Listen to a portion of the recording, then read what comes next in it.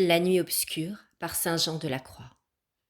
Explication des strophes qui nous montrent comment l'âme doit se conduire dans la voie spirituelle pour arriver à l'union d'amour avec Dieu aussi parfaite qu'elle est possible sur la terre. On déclare en outre, d'après ces mêmes strophes, quels sont les propriétaires dont jouit celui qui arrive à cette perfection. Exposition du sujet. Ce livre commence par donner toutes les strophes. Il expliquera ensuite chaque strophe séparément, en donnant tout d'abord la strophe elle-même. Puis il expliquera chaque verset de la strophe en ayant soin de le rappeler tout d'abord. Les deux premières strophes montrent les effets des deux purifications spirituelles de la partie sensible de l'homme et de la partie spirituelle.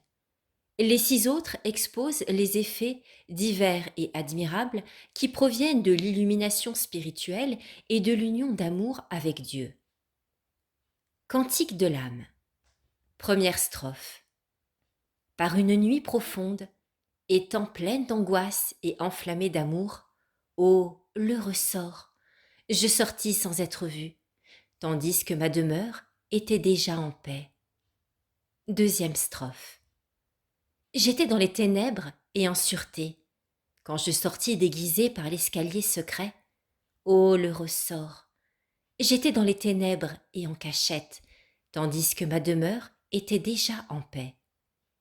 Troisième strophe. Dans cette heureuse nuit, je me tenais dans le secret, personne ne me voyait, et je n'apercevais rien, pour me guider que la lumière qui brûlait dans mon cœur. Quatrième strophe.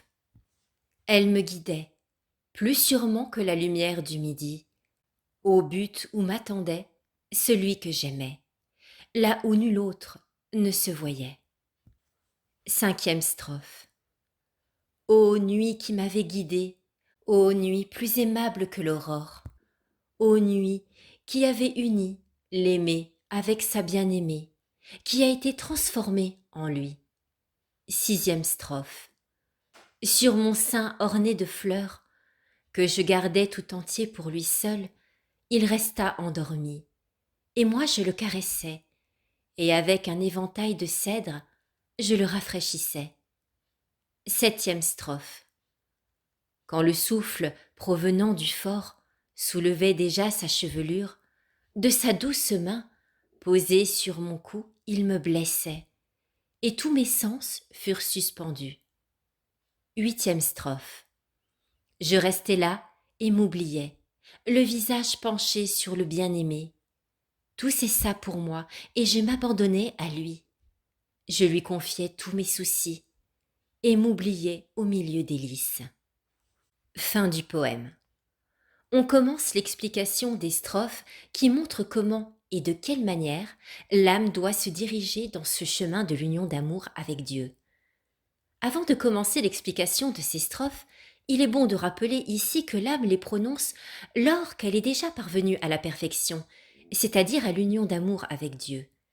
Elle est déjà passée par de rudes épreuves et angoisses en pratiquant les exercices spirituels du chemin étroit de la vie éternelle dont le Sauveur parle dans l'Évangile, et par lequel passe d'ordinaire l'âme qui doit arriver à cette sublime union avec Dieu.